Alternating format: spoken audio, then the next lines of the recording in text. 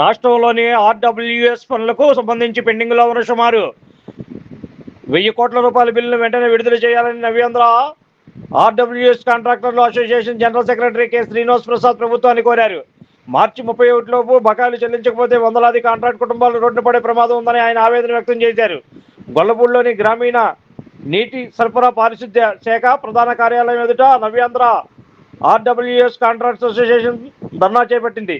Association ప్రధాన కార్యదర్శి G Srinivas Prasad పలువురు కాంట్రాక్టులు ప్రభుత్వం విడుదల చేస్తున్న నిధుల్లో 80% నుంచి 85% కేవలం కార్పొరేట్ కంపెనీలకే వెళ్తున్నాయని, మిగిలిన స్వల్ప మొత్తాన్ని పర్సంటేజీ పద్ధతిలో 750 మంది ఎంఎస్ఎంఈ కాంట్రాక్టర్లకు పంచుతున్నారని వారు విమర్శించారు. దీనివల్ల జీఎస్టీలు కట్టడానికే నిధులు సరిపోతున్నాయని, క్షేత్రస్థాయిలో పనులు చేసే చిన్న కాంట్రాక్టులకు ఎలాంటి ప్రయోజనం కలగడం లేదని పేర్కొన్నారు. ముఖ్యంగా ఫస్ట్ ఇన్ ఫస్ట్ అవుట్ పద్ధతిని అమలు చేయాలని వారు డిమాండ్ చేశారు. కార్పొరేట్ సంస్థలకు ఎంఎస్ఎంఈలకు మధ్య విపక్ష చూపడం వల్ల ప్రభుత్వానికి చెడ్డ పేరు రావడమే కాకుండా గత 30 ఏళ్లుగా ఈ రంగాన్ని నమ్ముకున్న వారి ఉనికి ప్రశ్నార్థకమవుతుందని, జలజీవన్ మిషన్ వంటి ప్రతిష్టాత్మక పథకాలను అప్పులు చేసి మరీ ముందుకు తీసుకెళ్తున్నామని చెప్పారు. ప్రభుత్వం స్పందించి తమను బ్యాంక్ కాకుండా కాపాడాలని కాంట్రాక్టులు విజ్ఞప్తి చేశారు.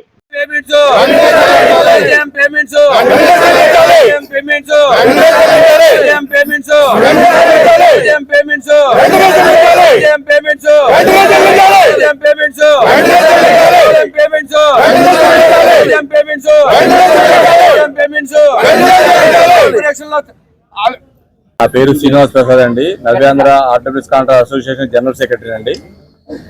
మాకు మా యొక్క ఆర్డబ్ల్యూఎస్ కాంట్రాక్ట్ లో ఎంఎస్ఎంఈ సెక్టర్ సంబంధించి 750 మంది ఉన్నామండి.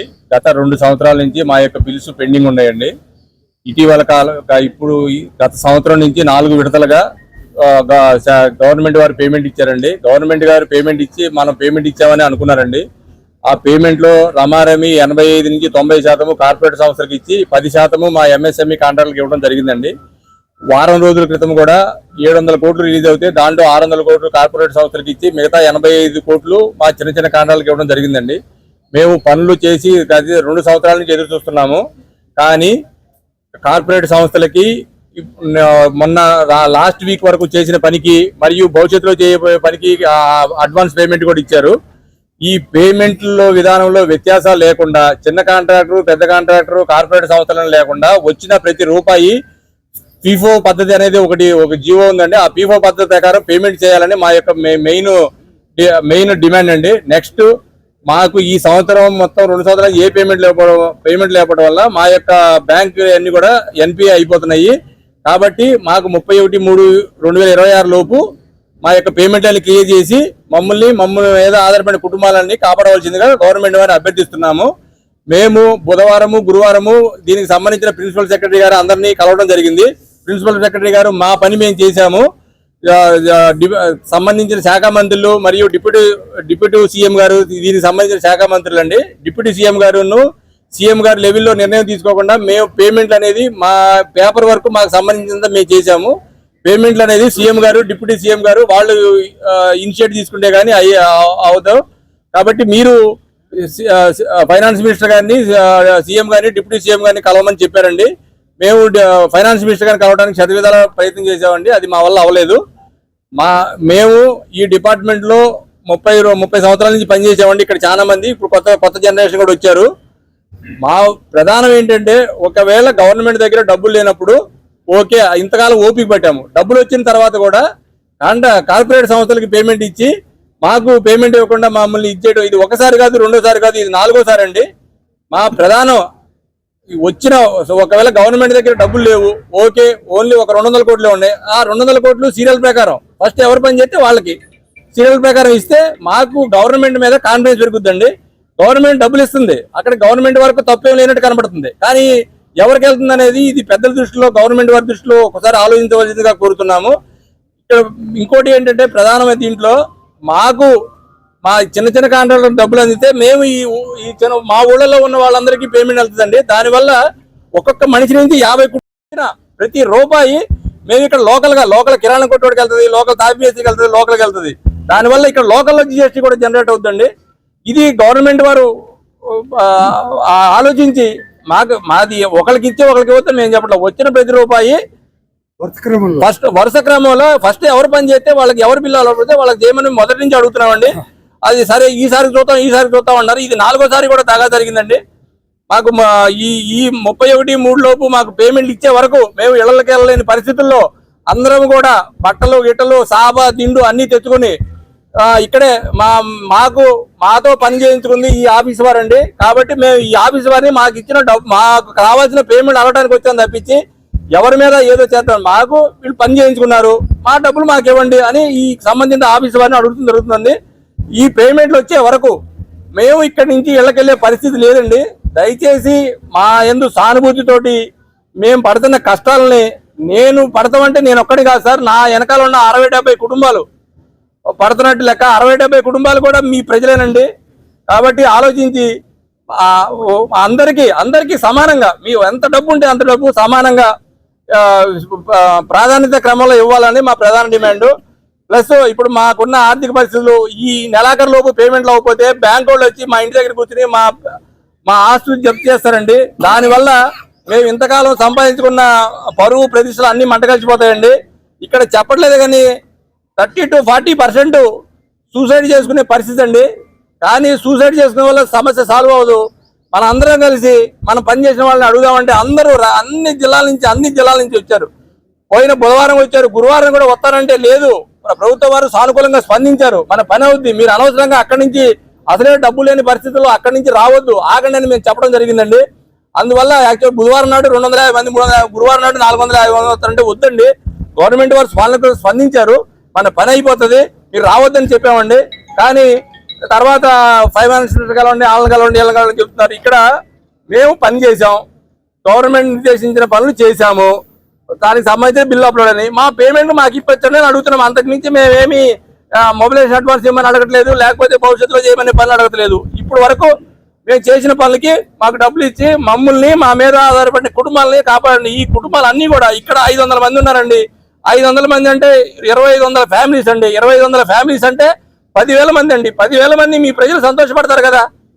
ఈ డబ్బేమి నాకు వచ్చిన 100 రూపాయలు, నాకు దాంట్లో రూపాయి నాకు లోకేష్ గారు, ఫైనాన్స్ మినిస్టర్ గారు అందరూ మా యొక్క బాధని, మా యొక్క ఆవేదనని అర్థం చేసుకుని మా యొక్క పేమెంట్లు 31/3/2026 లోపు క్లియర్ చేస్తే, ఒకవేళ అక్కడికి మా బాధ ఏంటో ఒకవేళ మొత్తం లేవు మీ దగ్గర, మొన్న 700 కోట్లు ఇచ్చారు కదా, 600 కోట్లు అలాగే లేవు, 400 500 ఉంటే ఏదైనా ఇచ్చి మాకు సిస్టమ్ మీద నమ్మకాన్ని, ఇప్పుడు సిస్టమ్ మీద నమ్మకం పోతాయింది రోజు రోజుకి.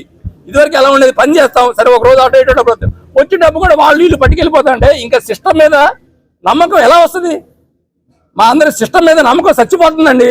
సిస్టమ్ మీద నమ్మకం చచ్చిపోతే ఆ మనిషి ఎలా రియాక్ట్ అవుతాడు అనేది ఏలిన వారు అర్థం చేసుకోవాల్సిందిగా మీ అందరికీ సాష్టాంగ నమస్కారం చేస్తున్నామండి. దయచేసి మమ్మల్ని అర్థం చేసుకుని, మేమేదో ఈ గవర్నమెంట్కి వ్యతిరేకంగా, గవర్నమెంట్ డబ్బులు ఇస్తుంది కానీ ఎక్కడికి వెళ్తున్నాయి అది గవర్నమెంట్ వారికి తెలుస్తుందా తెలవట్లేదా? అసలు ఇది ఏంటి ఈ పరిస్థితి? నా రూపాయి నాకు ఎంత ముఖ్యమో కార్పొరేట్ కంపెనీ వాళ్ళు 100 రూపాయలు కార్పొరేట్ కంపెనీకి అంతే ముఖ్యం. కానీ ఎవరు మొదలు పని చేస్తే వాళ్ళకి మొదలు పేమెంట్ ఇవ్వాలండి. ఇప్పుడు మా ఇంట్లో తాపీ మేస్త్రి పని చేస్తాడండి, నేను ఆ డబ్బులు ఇవ్వక నువ్వు వెళ్ళి గవర్నమెంట్ అడుకోమంటే అడుగుకుంటాడా? తాపీ మేస్త్రిని నమ్మడే సాయంత్రం డబ్బులు ఇవ్వాలి కదా.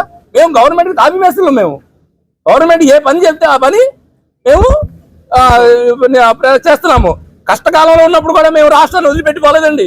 కష్టకాలంలో ఉన్నప్పుడు వేరే రాష్ట్రాలకు వెళ్ళి పని చేసుకుని ఇప్పుడు వచ్చి మళ్ళీ ఈ రాష్ట్రం మీద పడి మా యొక్క జీవన వృత్తిని, మా యొక్క ఉపాధి అవకాశాలను దెబ్బతీస్తున్నారండి. ఉపాధి అవకాశం దెబ్బతింటే నా ఒక్కటి కాదండి, నా వెనకాల ఉన్న 60 మంది ఉపాధి అవకాశాలు దెబ్బతీస్తున్నారండి.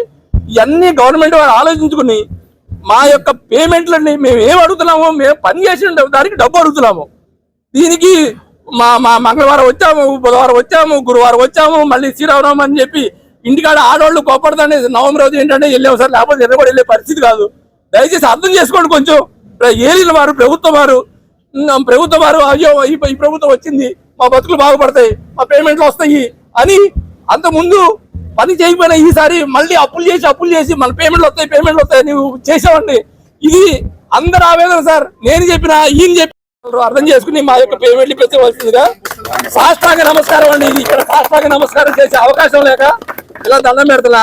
ఇది సాష్టాంగ నమస్కారం అనుకుని మా యొక్క బాధల్ని, మా అందరి బాధల్ని తీర్చి మమ్మల్ని ఆర్థిక సమస్యల నుంచి బయటపడేయవలసిందిగా గౌరవ ముఖ్యమంత్రి గారిని, ఉప ముఖ్యమంత్రి గారిని, నారా లోకేష్ గారిని, ఫైనాన్స్ మినిస్టర్ గారిని సాష్టాంగ నమస్కారం చేస్తూ మా కాంట్రాక్టర్లు అందరి తరఫున అభ్యర్థిస్తున్నాను. మా డబ్బులు వచ్చే వరకు మేము ఇళ్ళకెళ్లే పరిస్థితి లేదు. 4 మంది ఉన్నారండి. అందరూ చిన్న ఎంఎస్ఎంఈ అంటే చిన్న కాంట్రాక్టర్లే. కార్పొరేషన్ కంపెనీలు 10-20 ఉంటున్నాయి. మేము 25 నుంచి పనిచేస్తున్న పేమెంట్లు, 24 నుంచి చేస్తున్న పేమెంట్లు కోసమే ఇప్పటి వరకు మేము పడుతూ ఉన్నాం. 2026లో మార్చిలో ఫీడ్ చేసిన పేమెంట్స్ ఈ రోజు స్టేట్ లో కార్పొరేషన్ కంపెనీలు దోచిపెట్టేశారు. అది పెద్దలో తెలుస్తుందో తెలియదు. పవన్ కళ్యాణ్ గారు మా శాఖ మినిస్టర్ గారు, ఆయనకి ఏ విషయం తెలుస్తుందో తెలియట్లేదో మాకు అర్థం కావట్లేదు. ఆయన దృష్టిలో తెలిస్తే మాత్రం ఈ విధంగా జరగనివ్వడానికి మేము అనుకుంటున్నాం. కానీ ఈ రోజుకి మాత్రం ఆయన దృష్టికి వెళ్ళిందని అనుకుంటున్నాం. వెళ్ళకపోతే మాత్రం ఇప్పటికైనా మీడియా సహోదరులు ఆయన దృష్టిలో పెట్టి చిన్న కాంట్రాక్టర్లు చాలా ఇబ్బంది పడుతున్నారు. స్టేట్ మొత్తం 28 జిల్లాల నుంచి సుమారు 550 మంది కాంట్రాక్టర్లు చేరుకున్నారు. ఈ సుమారుగా 2 రోజుల నుంచి బుధవారము, లక్షవారము 2 రోజులు చేసి ఉన్నాం. మళ్ళీ శ్రీరామనవమని ఒక్కరోజు గ్యాప్ తీసుకున్నాము.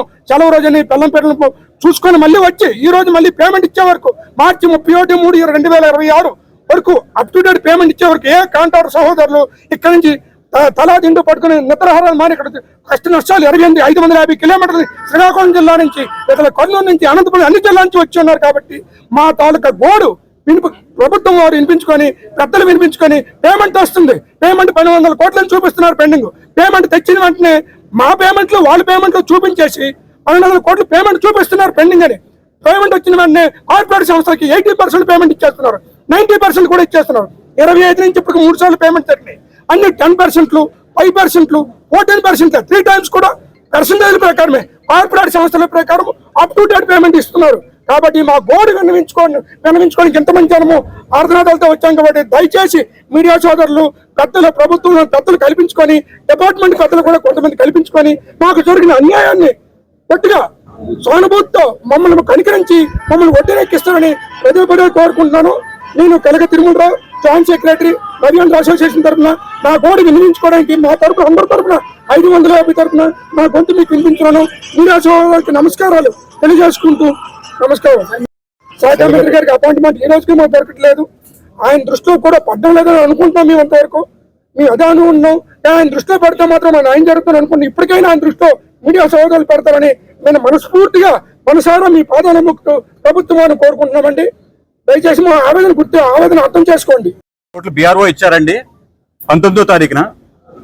ఆ బిఆర్ఓ వచ్చిన వెంటనే ప్రతి పత్రికలో కూడా దీని మీద చాలా ఆర్భాటంగా 1600 కోట్లు ఇచ్చేసాం, మీరందరూ పండగ చేసుకోండి అన్నారు. మేము పండగలు చేసుకోవడం మొదలు పెట్టేసామండి.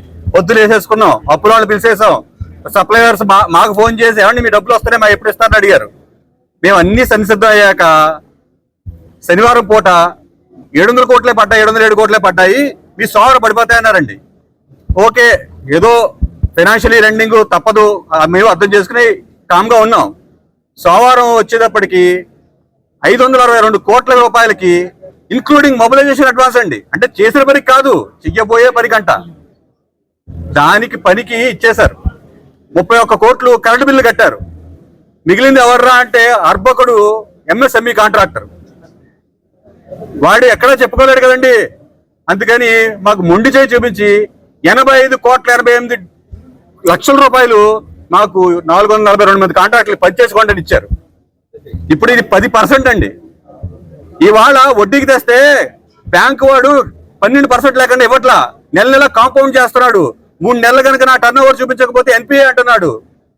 ఇలాంటి పరిస్థితుల్లో ఈ 10% మేము ఏం చేసుకోవాలి అంటే మాకు తిండి పెట్టడం మానేసి 3 నెలలకు ఒకసారి ఐవి డ్రిప్ ఇస్తారండి. మేము బతుకుంటామని నెమ్మదిగా చంపేస్తారండి ఈ వ్యవస్థని.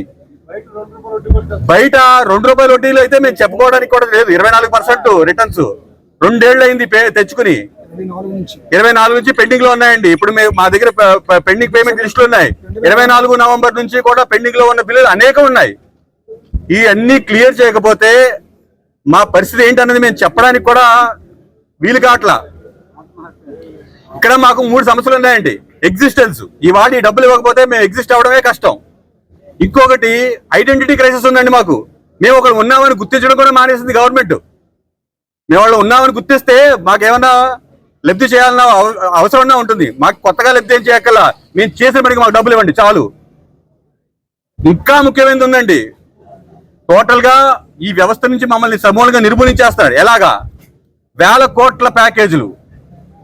ఏ పనులు అయితే ఇదివరకు ఒక 1000 మంది కాంట్రాక్టర్లు చిన్న కాంట్రాక్టర్లు చేశారో వాటిలన్నింటినీ గుంపగత్తుగా ఒకటే ప్యాకేజ్ చేసి పెద్ద సంస్థలకు ఇస్తున్నారు. వాటికి మొబిలైజేషన్ అడ్వాన్స్ ఇస్తున్నారు. వాళ్ళు పని చేయకపోయినా వాళ్ళకి మొబిలైజేషన్ అడ్వాన్స్ ఇస్తున్నారు. సంస్థలు బయట చేసిన పనికి మాకు డబ్బులు ఇవ్వట్లేదు. వీళ్ళు కొనే సరుకు ఇక్కడ కాదండి, లోకల్ జిఎస్టీ కాదు, కోల్కతాలో కొంటారు. అనేక భారతదేశం అంతా మన పౌరులే, కానీ వాళ్ళు బయట కొంటారు ఎక్కువ. ఎందుకంటే ఎక్కడ తక్కువ అయితే వాడికి వీలవుతుంది. మాకు అలా కుదరదు. మేము ఇక్కడే కొంటాం, ఆంధ్రప్రదేశ్ లో కొంటాం. మేము కట్టే ప్రతి జిఎస్టీ ఇక్కడికే వస్తుంది. మాకు 10% ఇచ్చారు, అందులో 2% జిఎస్టీకి తిరిగి కట్టేస్తాం. అంటే మా చేతికి వచ్చింది 8%. సో ఇలాంటి పరిస్థితుల్లో మేము ఎలా మనుగడ సాగించాలి? మీ పత్రికాముఖంగా అడుగుతున్నాం. ఉప ముఖ్యమంత్రి గారు, మా శాఖ మంత్రి గారు, అయ్యా మీకు చేతులు జోడించి నమస్కరిస్తున్నాం. మా కష్టాన్ని తీర్చండి.